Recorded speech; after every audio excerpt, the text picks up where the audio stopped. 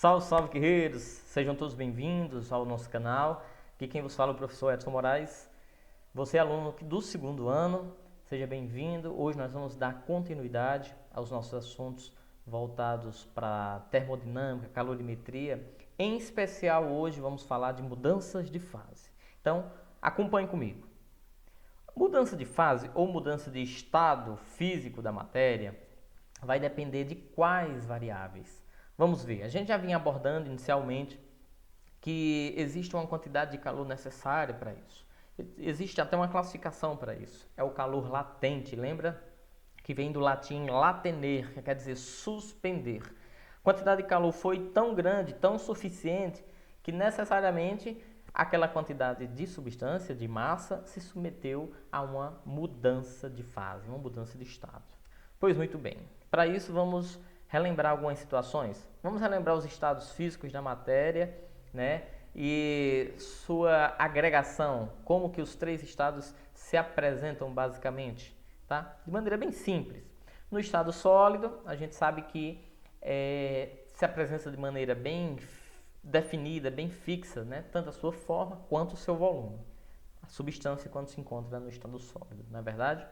Quando a substância está no estado líquido, alguma coisa já começa a funcionar, já começa a não ser mais fixo. É o quê? É o volume, né?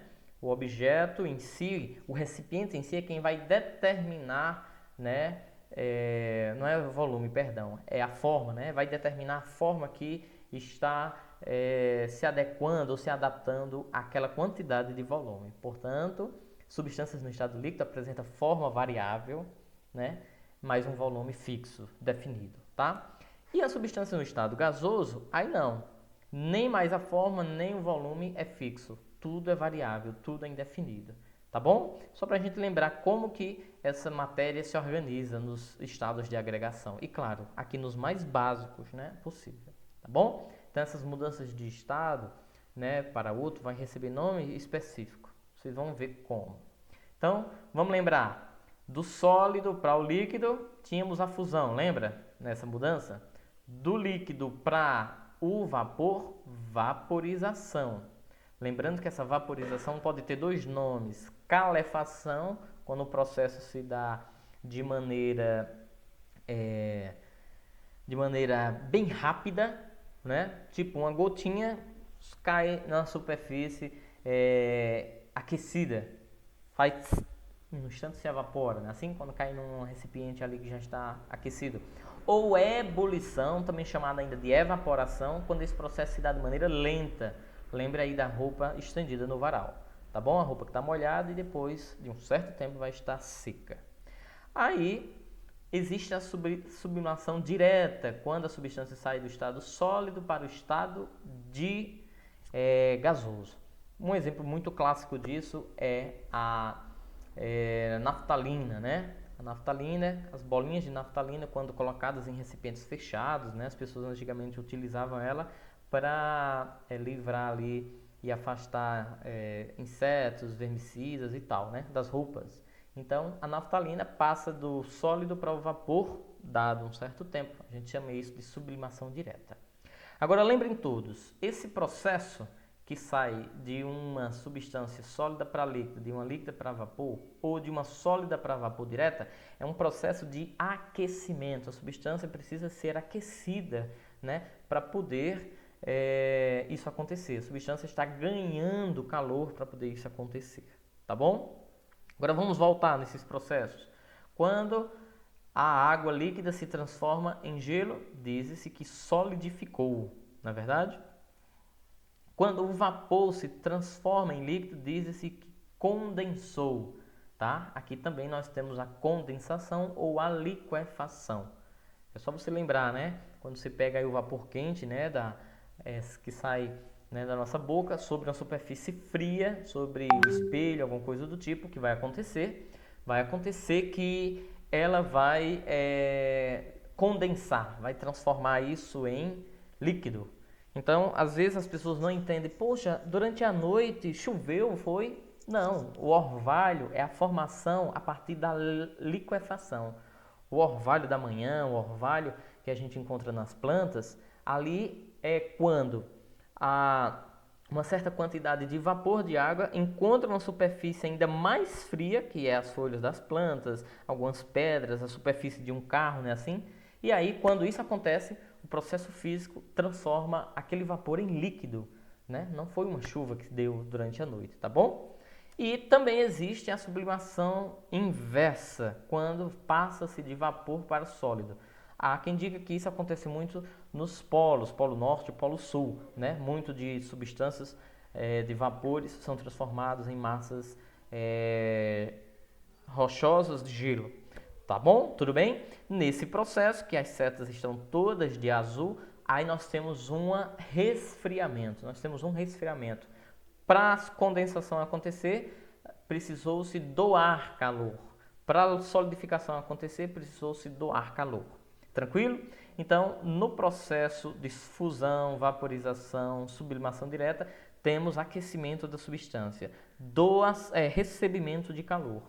Na condensação, na solidificação, nós temos a doação de calor. Ou seja, se eu dou o calor, então essa minha ausência entende-se como uma quantidade menor que zero. Tá certo? Deu para você compreender bem? Muito bem. Então, tá aí o que a gente já havia mencionado. As setas de vermelho são mudanças que ocorrem com o recebimento de calor e as de azul ocorrem com a rejeição, com a perda de calor. Tá bom? Vamos para frente, vamos relembrar as curvas de aquecimento e de resfriamento, porque agora, com a mudança de estado da matéria, com a mudança de fase da matéria, né, a gente vai, de maneira simples, clara, encontrar, né, esse comportamento numa curva, seja para aquecimento, seja para resfriamento.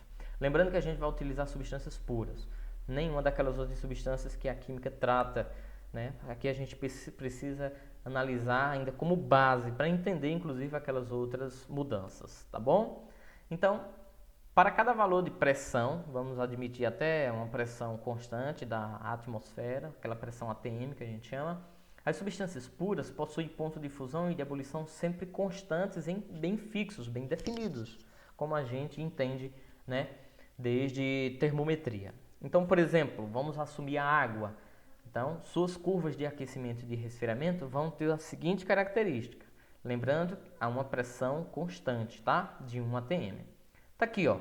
Aqui é o ponto de fusão, ou seja, aqui está passando a água de sólido para líquido a 0 graus Celsius. Lembrando que na mudança de fase não há mudança de temperatura, tá? A quantidade de calor aqui necessária, dado também um certo tempo para que isso ocorra, faz com que a substância esteja alterando de estado da matéria, sem alterar de temperatura. E aqui você tem, né, a mudança de vapor, de líquido para vapor, né, de líquido para gasoso, tá? É o que a gente chama de calor latente de vaporização e aqui latente de fusão. Lembra? Essa curva de aquecimento me lembra que a substância, no caso aí, a água está recebendo calor.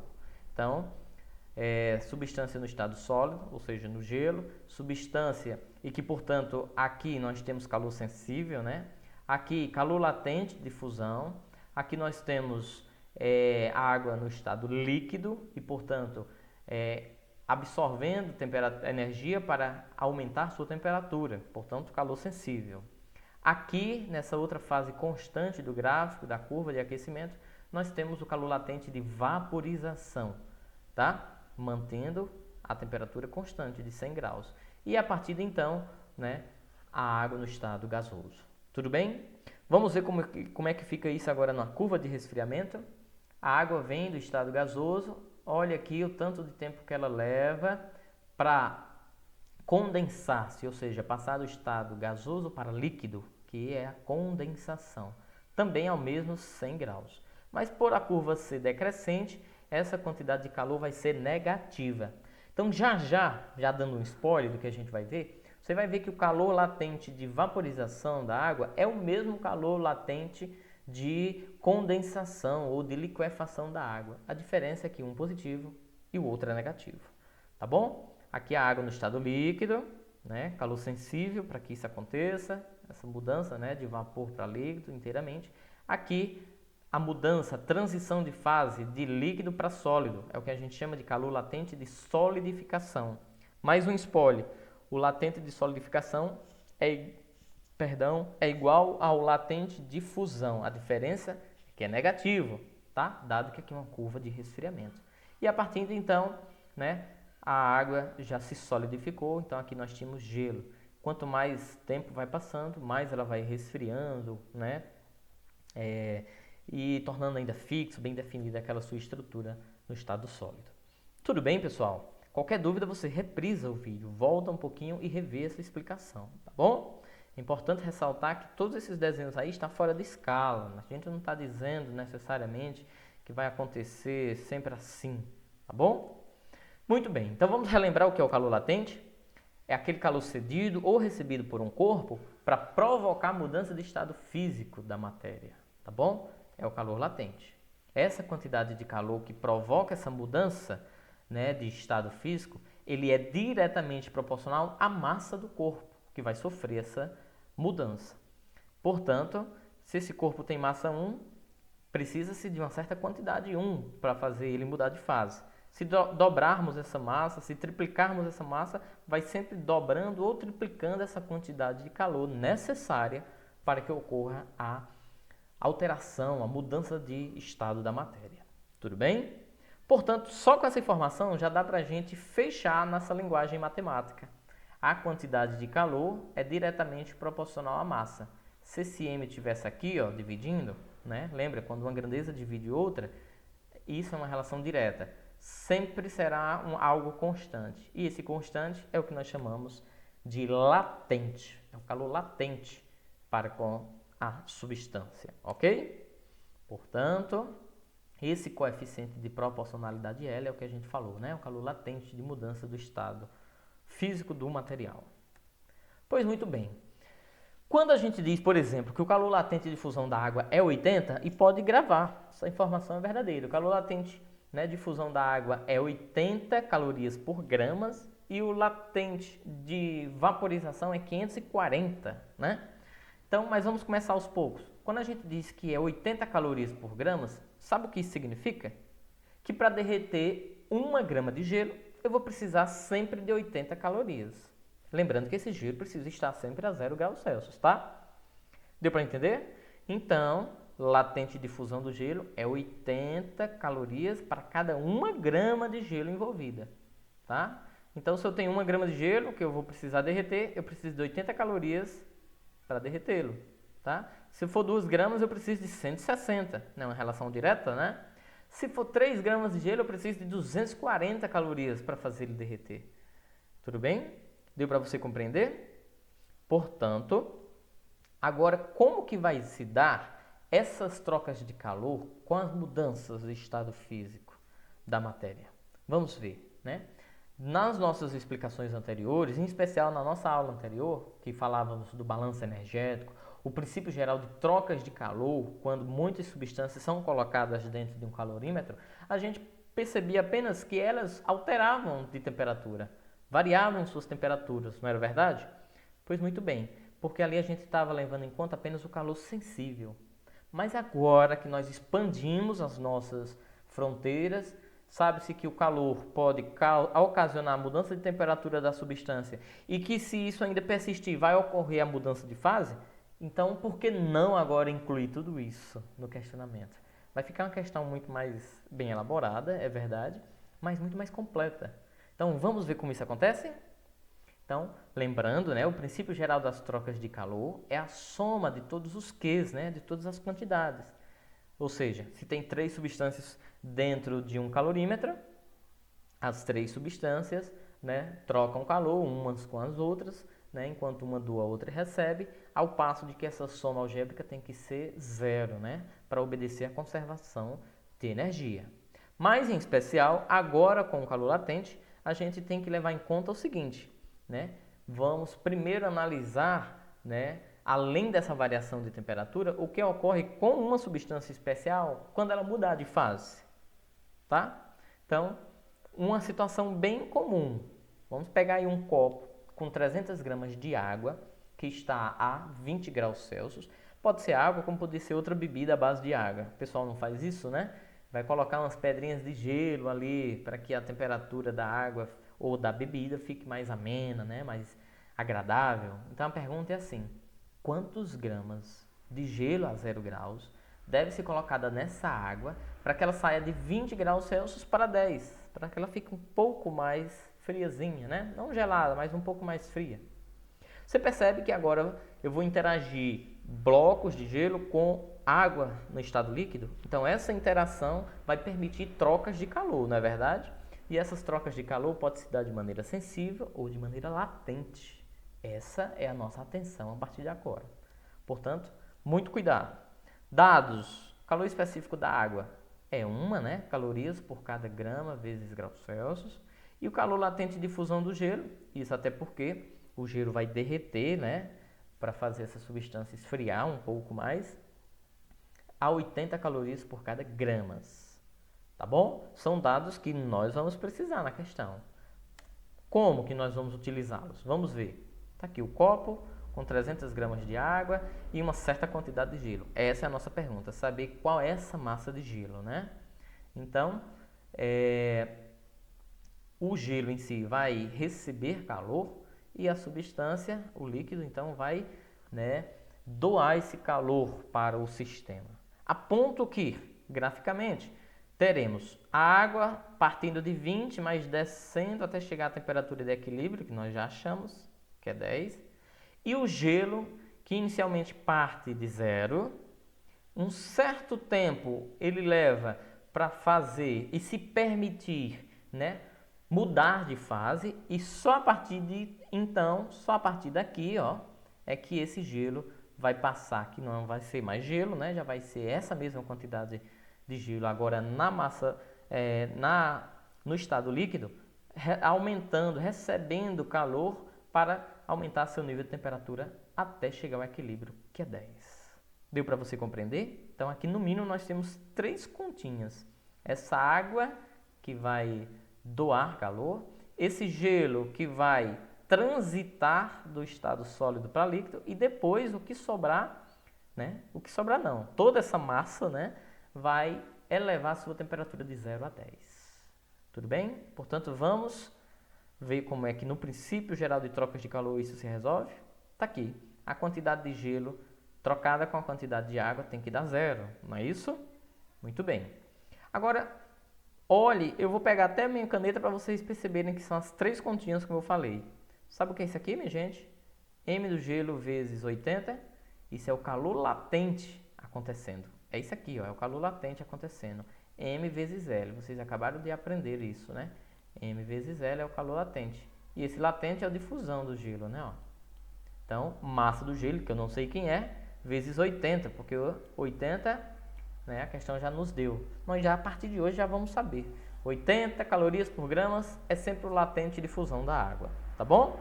Mas a massa desse gelo, que não vai ser mais gelo, já vai ser água líquida, se transformando, aumentando, né? Não é nem se transformando, a palavra certa é elevando sua temperatura de 0 a 10. E que fórmula é essa? Vocês conseguem identificar? É a equação fundamental da calorimetria. Ou seja, isso aqui é o calor sensível. Está aqui, é esse calor sensível. Quando o gelo já deixou de ser gelo, passou a água líquida a 0, mas que vai elevar-se até 10, não é isso? Então está aqui, massa do gelo, que agora é a mesma coisa que a massa da água líquida, vezes 1, que é o calor específico, né, o calor específico da água, vezes a temperatura final, que é de equilíbrio 10, está aqui ela, né, ó, menos a temperatura 0, que foi de onde saiu aquela quantidade de gelo, que agora é água líquida. Tá bom? Mas, e o que é isso aqui? Ah, isso aqui é sim aqueles 20, aquela certa quantidade de água, que na verdade são 300 gramas de água, né? Tem calor específico 1, saindo de 20 para 10, ou seja, a temperatura final é 10, menos a inicial 20. Então já sei, esse resultado vai dar negativo, porque é ele que está resfriando, né? É a água que vai ser resfriada. E o gelo, por sua vez, que será aquecido. Tranquilo, pessoal? Deu para você compreender? Eu vou apagar todas essas observações aí, né? De caneta, de tinta, só para a gente chegar a um resultado, né? Se a gente fizer toda essa continha, que é matemática básica, né? 10 menos 0 é 10, 10 vezes 1 é 10, 10 vezes a massa do gelo, 10 massas do gelo. Se eu somar com 80 massas do gelo, vai dar 90 massas do gelo, não é isso? E aqui, ó, 10 menos 20 é menos 10. Menos 10 vezes 1, menos 10. Menos 10 vezes 300, menos 3.000. Vou passar esse menos 3.000 para o outro lado, vai mais 3.000, concorda? Portanto, aqui tinha dado 90, né, massa do gelo, e aqui 3.000. É só eu dividir 3.000 por 90, que vai dar a massa do gelo, né? Então, tá aí, ó. Como eu falei para vocês, se eu dividir 3.000 por 90, vai dar 33,3 gramas. Ou seja, seria essa quantidade de gelo que foi colocada no copo para fazer aquela substância, 30 gramas de água, sair de 20 e chegar a 10. Tudo bem? Deu para vocês compreenderem? Pois muito bem, esse foi o tema da nossa aula. Fizemos um exemplo. No nosso próximo encontro, nós vamos resolver mais questões, tirar dúvidas sobre esse assunto. Eu espero ter compreendido, tá? Me fazer compreender, né, por esse assunto. Até mais e um forte abraço.